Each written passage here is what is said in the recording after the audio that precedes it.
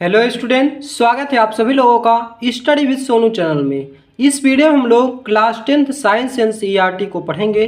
पहला चैप्टर हम लोग कंप्लीट कर चुके हैं और आज हम पहले चैप्टर के प्रीवियस ईयर क्वेश्चन को डिस्कस करेंगे। तो आइए स्टार्ट करते हैं बिना देरी किए हुए। Most important board exam based question है। पहला क्वेश्चन है, why should a magnesium ribbon be cleaned before burning in air. हवा में जलाने से पहले मैग्नीशियम रिबन को साफ क्यों किया जाता है। ये क्वेश्चन आपको पढ़ा दिया गया था, लेकिन आप प्रीवियस ईयर कर रहे हैं तो ये प्रीवियस ईयर क्वेश्चन की दृष्टि से बहुत ही महत्वपूर्ण हो जाता है। तो आंसर हो जाएगा, before burning in air a magnesium ribbon is cleaned and with sand paper. सबसे पहले मैग्नीशियम रिबन को जलाने से पहले सैंड पेपर से उसको क्लीन किया जाता है। कह रहा है कि this is because thin layer of magnesium oxide is form on the surface when it exposed to air. और जैसे ही मैग्नीशियम एयर के संपर्क में आता है तो उसमें मैग्नीशियम ऑक्साइड की एक पतली सी लेयर बन जाती है, इसीलिए उसको साफ किया जाता है। This layer is prevent the magnesium ribbon from burning. यह क्या करता है, लेयर मैग्नीशियम रिबन को जलने से बचाता है, सुरक्षा करता है। Cleaning removes this layer and expose the fresh magnesium surface. और इसे क्या किया जाता है, रिमूव कर दिया जाता है। तो this clean magnesium ribbon burn with easily bright with white flame to form of magnesium oxide. तब क्या होता है कि यह बहुत अधिक प्रभावशाली रूप से जलने लगता है और ब्राइट व्हाइट फ्लेम से मतलब जैसे चमक देखने को मिलती है। तो यही चीज़ हिंदी में भी लिखा हुआ है कि हवा में जलाने से पहले मैग्नीशियम रिबन को सैंड पेपर से साफ किया जाता है, क्योंकि हवा के संपर्क में आने पर इसकी सतह पर मैग्नीशियम ऑक्साइड की पतली परत बन जाती है। यह परत मैग्नीशियम रिबन को जलाने में बाधा डालती है। सफाई करने से यह परत हट जाती है और ताज़ा मैग्नीशियम सतह उजागर हो जाती है। साफ मैग्नीशियम रिबन तेज चमकीली सफ़ेद लौ के साथ जलती है और मैग्नीशियम ऑक्साइड बनाती है। तो ये क्वेश्चन आपको क्लियर हो गया होगा। क्लास में भी अब सभी क्वेश्चन आपको पढ़ाए गए थे। नेक्स्ट क्वेश्चन है हमारे पास, why is balanced chemical equation, why should chemical equation be balance. कह रहा है कि संतुलित रासायनिक समीकरण क्या है और रासायनिक समीकरण संतुलित करना क्यों आवश्यक है। तो balanced chemical equation, a chemical equation is said to be balanced when the number of atoms in each element on the reactant is equal to the number of atoms of the same element of the product। मतलब reactant की और product के दोनों side के number of atoms equal होने चाहिए। जब किसी रासायनिक समीकरण में अभिकारक पक्ष में प्रत्येक तत्व के परमाणुओं की संख्या उत्पाद पक्ष में उसी तत्व के परमाणुओं की संख्या बराबर होती है तो उसे समीकरण को संतुलित रासायनिक समीकरण कहते हैं। क्लियर हो गया। बैलेंस केमिकल इक्वेशन किसे कहते हैं, जिसमें रिएक्टेंट और प्रोडक्ट दोनों साइड के एलिमेंट नंबर ऑफ एटम्स क्या हो, इक्वल होने चाहिए। फिर कह रहा है क्वेश्चन कि why should a chemical equation be balanced. रासायनिक समीकरण को संतुलित करना क्यों आवश्यक है, बैलेंस करना क्यों आवश्यक है। It is necessary to balance chemical equations to obey the law of conservation of mass. याद रखिएगा, जब भी कोई इक्वेशन बैलेंस होगा तो वहां पे लॉ ऑफ कंजर्वेशन ऑफ मास के नियम को फॉलो करेगा। Which state the matter which state the matter can be neither created nor be destroyed in a chemical reaction। रासायनिक समीकरण को संतुलित करना आवश्यक है ताकि द्रव्यमान संरक्षण के नियम का पालन हो सके, जिसके अनुसार रासायनिक अभिक्रिया में ना तो पदार्थ का निर्माण होता है और ना ही नाश होता है। मतलब कि लॉ ऑफ कंजर्वेशन ऑफ मास क्या होता है, mass neither be created nor be destroyed. तो ये भी क्वेश्चन आपको अच्छे से समझ में आ गया। नेक्स्ट क्वेश्चन है third, state the law of conservation of mass. होता क्या है लॉ ऑफ कंजर्वेशन मास। तो the law of conservation of mass state that mass can be neither be created nor be destroyed during a chemical reactions, therefore a total mass of the reactants is always equal to the total mass of the product. मतलब कि द्रव्यमान संरक्षण का नियम ये कहता है कि रासायनिक अभिक्रिया के दौरान द्रव्यमान को ना तो उत्पन्न किया जा सकता है और ना ही नष्ट किया जा सकता है। इसीलिए अभिकारकों का कुल द्रव्यमान सदैव उत्पादकों के कुल द्रव्यमान के बराबर होता है। ये आप एग्जाम्पल में देख सकते हैं। अब हम बात करते हैं क्वेश्चन नंबर 4 की। Difference between skeletal chemical equation and balance chemical equation most important बन जाता है। हमने आपको बहुत ही आसान लैंग्वेज में इसको बताया था। स्केलेटल केमिकल इक्वेशन क्या होता है, ये लॉ ऑफ कंजर्वेशन ऑफ मास के नियम का पालन नहीं करता और ये अनबैलेंस केमिकल इक्वेशन होता है, जबकि बैलेंस केमिकल इक्वेशन में लॉ ऑफ कंजर्वेशन ऑफ मास के नियम का पालन करता है और ये एकदम बैलेंस केमिकल इक्वेशन होता है। यही चीज़ हमने आपको बताया था। यहाँ पे आप देख सकते हैं it is an unbalance chemical equation. Skeletal chemical equation में क्या लिखा हो, it is an unbalance chemical equation, और बैलेंस केमिकल इक्वेशन में क्या लिखा है, it is balance chemical equation. Number of atoms of both side not equal, और इसमें क्या होता है, number of atoms of both side equal होता है। It does not obey the law of conservation of मास, यहाँ पे देखिए यह इट ओबे the law of conservation mass of mass, मतलब यह द्रव्यमान संरक्षण के नियम का पालन करता है। बस ये 3 पॉइंट्स आपको याद रखने हैं। एग्जाम्पल आप लिख देंगे, एक एग्जाम्पल लिख देंगे बैलेंस और अनबैलेंस का, तो आपका यहाँ पे ये मोस्ट इंपॉर्टेंट क्वेश्चन कंप्लीट होता है। अब हम बात करते हैं क्वेश्चन नंबर 5। क्वेश्चन नंबर 5 आपके एग्जाम में पूछा जा सकता है कि balance the following chemical equation. आपको एक केमिकल इक्वेशन दे दिया जाएगा, उसे आपको बैलेंस करना पड़ेगा। लेकिन यहाँ पे क्या ये बैलेंस है, यहाँ पे देख सकते हैं H2 + O2 4 हाइड्रोजन है और ऑक्सीजन है। तो यहाँ पे 4 हाइड्रोजन करने के लिए क्या करना पड़ेगा, आपको 2 का मल्टीप्लाई करना पड़ेगा। यहाँ पे आप देख सकते हैं ये बैलेंस केमिकल इक्वेशन है। तो इस तरह मतलब आपके एग्जाम में दे देगा एक अनबैलेंस केमिकल इक्वेशन और आपको उसे क्या करना पड़ेगा, बैलेंस करना पड़ेगा। इसके लिए आप क्लास 2 देख लीजिए, उसमें केवल हमने यही टॉपिक को समझाया है कि कैसे केमिकल इक्वेशंस को बैलेंस करते हैं, और बहुत ही आसान लैंग्वेज में उसमें आपको समझाया गया है। क्वेश्चन नंबर 6 है, explain combination and decomposition reactions with 1 example. ऐसे ही आपसे डायरेक्ट एग्जाम्पल पूछेगा, कह देगा कि what is combination and decomposition reactions, give 1 example या 2 एग्जाम्पल्स, ऐसे करके आपसे पूछ लेगा। संयोजन तथा अपक्रिया को एक एक उदाहरण सहित समझाइए।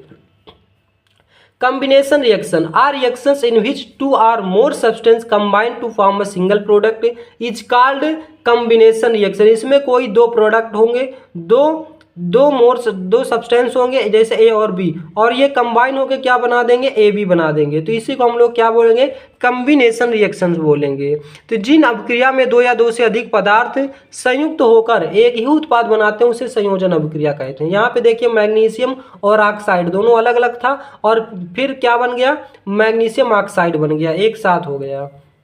इसी तरह से डीकम्पोजिशन रिएक्शन आप देख सकते हैं, a reaction in which a single compound breaks into 2 or more simpler substance is called decomposition reaction. इसमें कोई एक सिंपल कंपाउंड होगा जो 2 अलग अलग सिंपलर सब्सटेंस में चेंज हो जाएगी या ब्रेक हो जाएगा, इसी को हम लोग क्या बोलेंगे, डीकम्पोजिशन रिएक्शंस बोलेंगे। यहाँ पे आप एग्जाम्पल लिख सकते हैं आसानी से। क्लियर हो गया, तो ये आपको याद रखना है। नेक्स्ट क्वेश्चन आपके एग्जाम में पूछा जा सकता है, explain the displacement and double displacement reaction with 1 example each. विस्थापन तथा द्विविस्थापन अभिक्रिया को एक एक उदाहरण सहित समझाइए।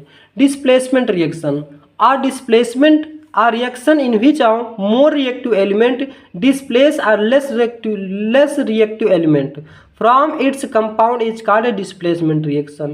वह अभिक्रिया जिसमें सक्रिय तत्व किसी यौगिक के कम सक्रिय तत्व को विस्थापित कर देता है उसे विस्थापन अभिक्रिया कहते हैं। इसमें more reactive element less reactive element को क्या कर देता है, विस्थापित करता है, मतलब उसकी पोजीशन चेंज कर देता है।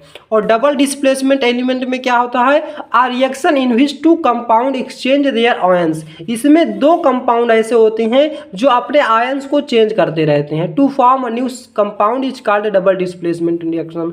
और अपने आयनों को चेंज करने के द्वारा वे एक नए कंपाउंड का निर्माण करते हैं जिसे हम डबल डिस्प्लेसमेंट रिएक्शन कहते हैं। क्लियर हो गया। अब आप यहाँ से एग्जाम्पल से एक एक लिख सकते हैं इन दोनों के, और ये की पॉइंट आपके लिए मोस्ट इंपॉर्टेंट है, इनको भी आप ध्यान में देते जाएंगे।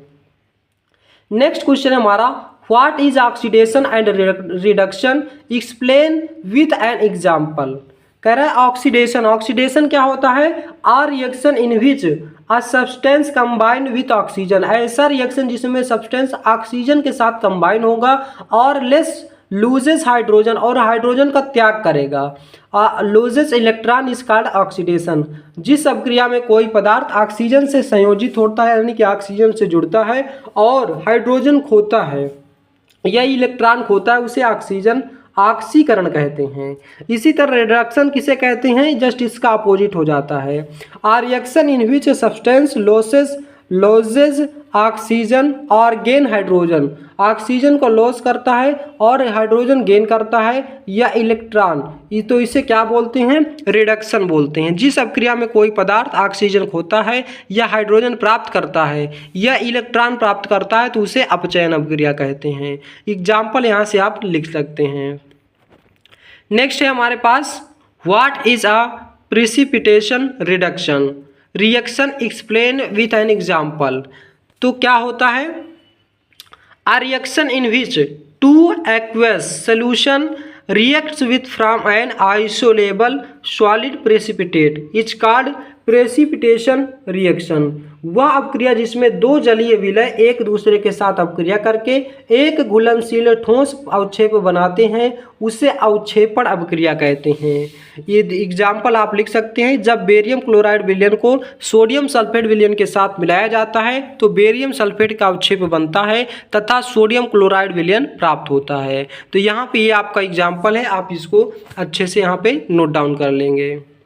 नेक्स्ट हमारे पास why do we apply a paint on iron article, how does galvanization prevent the rusting of iron. हम लोहे की वस्तुओं पर पेंट क्यों लगाते हैं, गैल्वेनाइजेशन द्वारा लोहे के जंग लगने से कैसे रोका जा सकता है। तो पहले हम जान लेते हैं कि हम लोहे की वस्तुओं पर पेंट क्यों लगाते हैं। Why do we apply a paint on iron articles, paint forms a protective layer on the surface of the iron articles.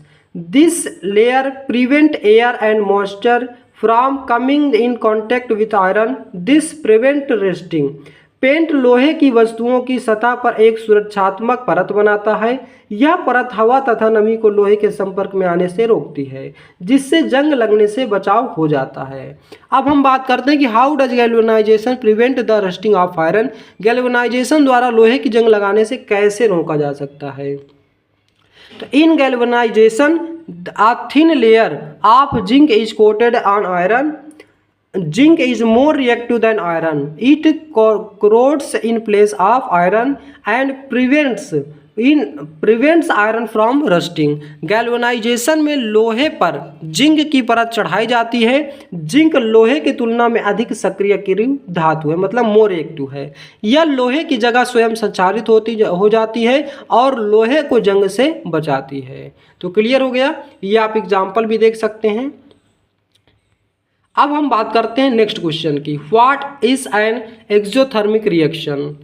Exothermic reaction क्या होती है, एक्सप्लेन विथ एग्जाम्पल। ऊष्माक्षेपी अभिक्रिया क्या है, उदाहरण सहित बताइए। A reaction in which heat energy is released in the surrounding is called exothermic reaction. जिस अभिक्रिया में ऊष्मा उत्पन्न होकर वातावरण में निकलती है उससे ऊष्माक्षेपी अभिक्रिया कहते हैं। यहाँ पे देखिए क्विक लाइम और वाटर को हमने क्या किया, रिएक्शन कराया। तो यहाँ पे कैल्शियम स्केलेटल लाइम यानी कि कैल्शियम हाइड्रोक्साइड और हीट यानी कि यहाँ पे हीट जनरेट हुई तो हम लोग इसे क्या बोलेंगे, इसे एक्सोथर्मिक रिएक्शन बोलेंगे। एग्जाम्पल ये आपका क्लियर हो गया। अब हम बात करते हैं इसके मेन पॉइंट भी आपको देख लेना। इसमें ऊष्मा वातावरण में निकलती है, वातावरण का तापमान बढ़ जाता है, अधिकतर ईंधनों का जलना ऊष्माक्षेपी अभिक्रिया है।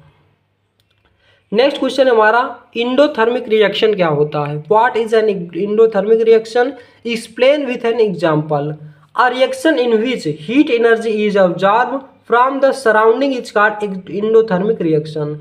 मतलब कि ऐसी अभिक्रिया जिसमें वातावरण से अवशोषित होती है उसे ऊष्माशोषी अभिक्रिया कहते हैं। क्लियर हो गया। यहाँ पे कैल्शियम कार्बोनेट है और यहाँ पे हीट ले रही है और यहाँ पे कैल्शियम ऑक्साइड बना रही है। कैल्शियम ऑक्साइड और कार्बन डाइऑक्साइड में ब्रेक हो जा रही है। नेक्स्ट क्वेश्चन हमारा, what is are characteristics of chemical reaction. रासायनिक अभिक्रिया की प्रमुख विशेषताएं लिखिए। चेंज इन स्टेट, सबसे पहले तो इसकी अवस्था में चेंज हो जाता है। चेंज इन कलर, और इसके कलर चेंज हो जाते हैं। इवोल्यूशन ऑफ गैस, मतलब गैसेज में चेंजेस देखने को मिलते हैं। चेंज इन टेम्परेचर, टेम्परेचर में चेंजेस देखने को मिलते हैं। फॉर्मेशन ऑफ प्रेसिपिटेट मतलब इन आइसोलेबल सॉलिड में भी फॉर्म मतलब सॉलिड से लिक्विड या लिक्विड मतलब फॉर्म हो जाता है। चेंज इन स्मेल और इसके स्मेल चेंज हो जाते हैं। अगर ये सभी कंडीशन देखने को मिलती है तो ये आप क्या बताएंगे, ये रासायनिक अभिक्रिया की मुख्य विशेषताएं हैं, main characteristics of chemical reactions. What is a redox reaction, redox अभिक्रिया क्या है, मोस्ट इंपॉर्टेंट क्वेश्चन हो जाता है आपके एग्जाम की दृष्टि से। A reaction in which oxidation and reduction occur simultaneously is called a redox reaction. A reaction in which oxidation and reduction occurs simultaneously is called a redox reaction. In other words, it is the reaction in which one substance is oxidized and other reduced at the same time. तो उसे हम क्या बोलेंगे, redox reaction बोलेंगे। जिस अभिक्रिया में ऑक्सीकरण तथा अपचयन एक साथ होते हैं उसे रेडॉक्स रिएक्शन कहते हैं। आप केवल यहाँ तक याद रख सकते हैं, रेड तक बस। फिर दूसरी वाली नेक्स्ट डिफिनीशन है, और करके आप इसे भी लिख सकते हैं। दूसरे शब्दों में वह अभिक्रिया जिसमें एक पदार्थ ऑक्सीकृत होकर होता है तथा दूसरा अपचयित होता है उसे रेडॉक्स अभिक्रिया कहते हैं। एग्जाम्पल आप यहाँ से देख के लिख सकते हैं। तो दोस्तों ये थे हमारे most important previous year question. आप इन्हीं सभी क्वेश्चंस को अच्छे से रिवाइज कर लेंगे और आप पूरी तरह से, पहले आप केवल चैप्टर पढ़ लेंगे तो भी ये सभी के सभी क्वेश्चन हैं। यहाँ पे बस 1-2 क्वेश्चन नए आपको मिले हैं। तो दोस्तों यह थे हमारे प्रीवियस ईयर क्वेश्चन। वीडियो आपको कैसा लगा इसका जवाब आप हमें कमेंट बॉक्स में देंगे। यदि आप हमारे चैनल पर नए हैं तो चैनल को सब्सक्राइब कीजिए, वीडियो को लाइक कीजिए और ज़्यादा से ज़्यादा शेयर कीजिए। आज का वीडियो बस यहीं तक, मिलते हैं नेक्स्ट वीडियो और नेक्स्ट नए न्यू चैप्टर से। तो आज के लिए बस यहीं तक, थैंक यू।